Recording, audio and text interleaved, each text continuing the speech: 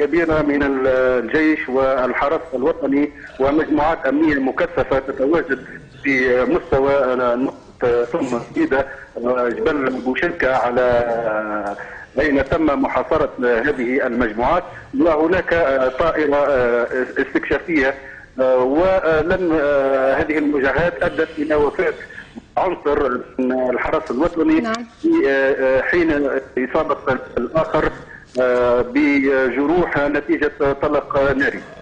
نعم، إلى حد الآن لم يتم القبض على أي عنصر من هذه العناصر؟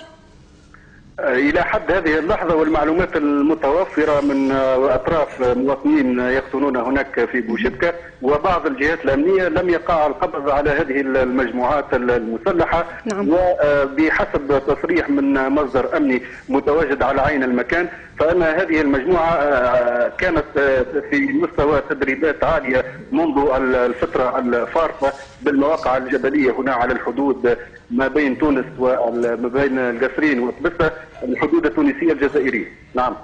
نعم، شكرا جزيلا لك مراسلنا ناصر رحموني بالقصرين.